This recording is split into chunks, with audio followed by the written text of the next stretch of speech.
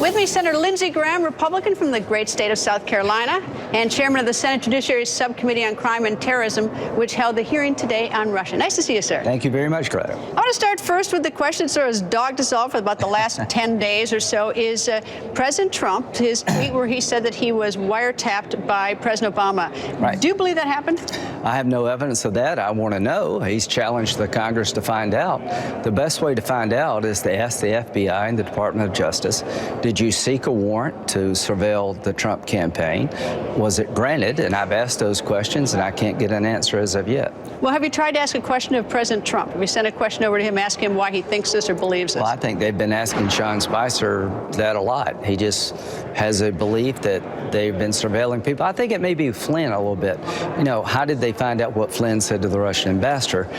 They were surveilling the Russian ambassador, not surveilling the Trump campaign. And, you know, there's three ways to do this.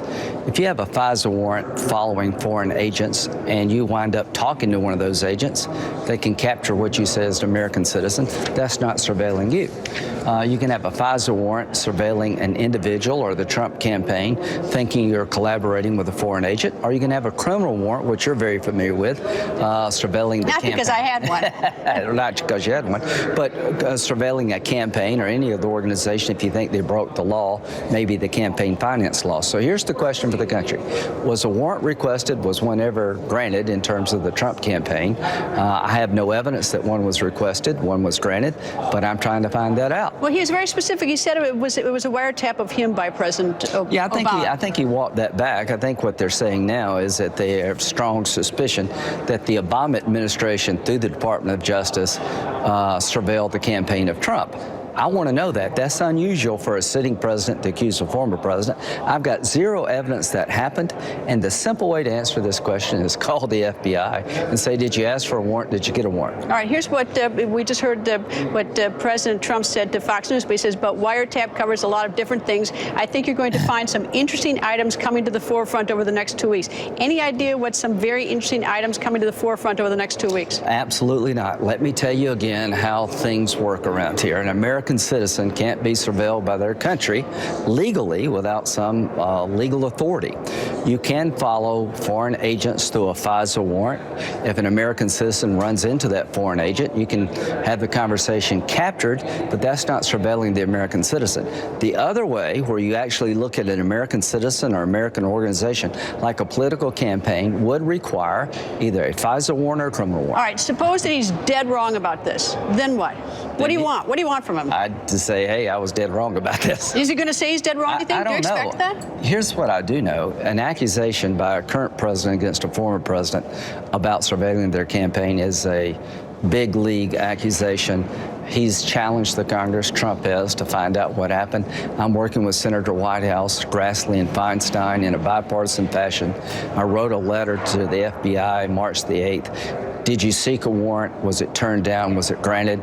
They called me my office today and said they wanted to brief us in a classified setting. I don't know why you'd need to be classified about whether or not you sought a warrant, but I'm going to hear the FBI out, and I'm going to talk to Grassley and Feinstein and see what they want to do. If it turns out the president's wrong, that President Obama didn't wiretap him, should he apologize to President Obama? I'll leave that up to President Trump. I just want to find out what the information is.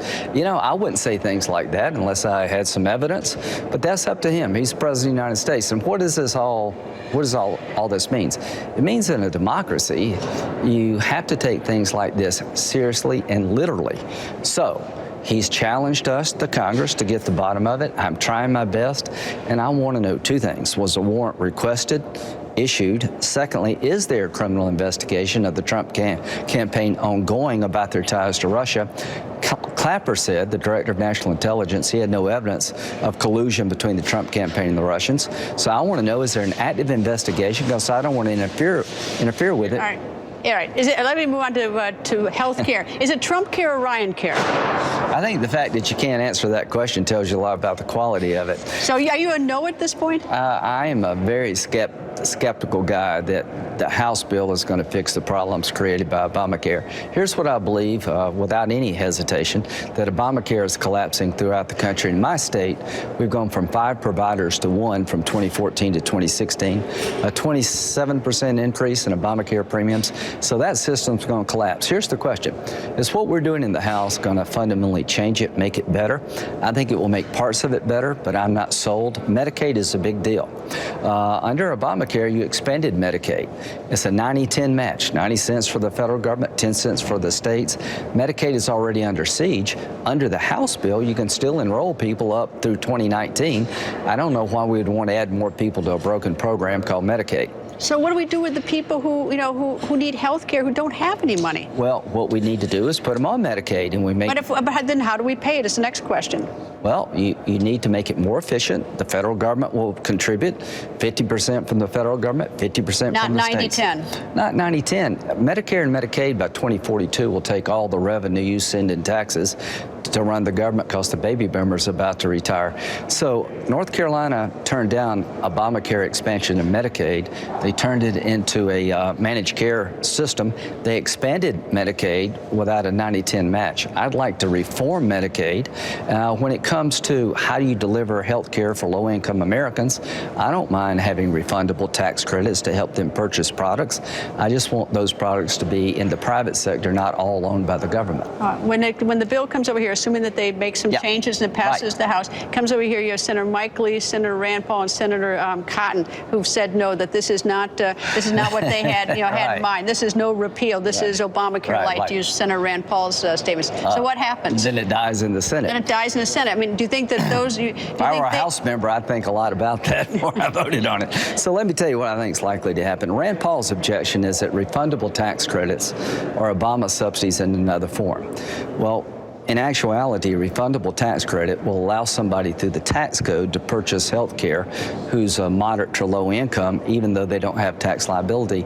So Rand Paul is right about that. However, as a practical guy, I think there needs to be some mechanism to help people purchase health care who are income challenged, make more than Medicaid, but still are struggling. But I want those products to be bought in the private sector. And let me tell Republicans. But that's Senator Lindsey Graham. Yeah. I mean, how about Senator Rand Paul? I think he's on the other side of that. So you got 52. We can lose 2. Mike Pence gets you over the threshold. If you lose 3, it's over.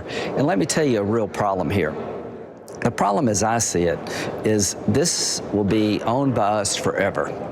Rather than taking a Republican bill that doesn't get us to where we go, why don't we try to do it together for a change? And the best way to do that is still, instead of repeal and replace, let it begin to collapse, challenge Democrats. Now, help us, because you created this mess. We all own it as a nation. Let's work together to fix it. So you say let it go. I say this. If the Republicans can't produce a product that's substantially better, the CBO numbers should, be a wake-up call to us. I want to keep working with the president. He's working really, really hard to get there. But one of the components of this idea is that you can buy insurance across state lines. That cannot fit in reconciliation, so you need 60 votes in the Senate to be able to buy products across state lines. We're not going to get 60 votes from the Democratic Party for that idea. And without that idea, I'm not so sure the House plan will work. So what I would tell the president, be bigger than the party, tell the Republican Party, I'm not so sure what you're doing is going to get us to where we want to go. Challenge the Democratic Party when this thing begins to fall apart, to work with him and Republicans to replace it in a bipartisan manner would be the best outcome for the country. All right, so you don't see Senator Ted Cruz and Senator Rand Paul and Senator Mike Lee succumbing to a presidential charm persuasion. You don't see them changing their mind. Cruz is trying to get to yes. I talked to him last night. We were at dinner together with some other senators. I'd like to get to yes, but I'm not going to support a Medicaid bill that I think is fundamentally flawed. My state turned down Medicaid expansion because I said it's fundamentally broken. Don't add people to it. Do you fix it? This bill allows a further expansion of Medicaid. So here's what I think. Senator Paul is probably a no matter what we do.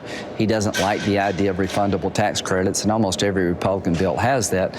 But beyond that, there's problems in the Medicaid area. Senator, nice to see you. Thank you. Thank you for joining us.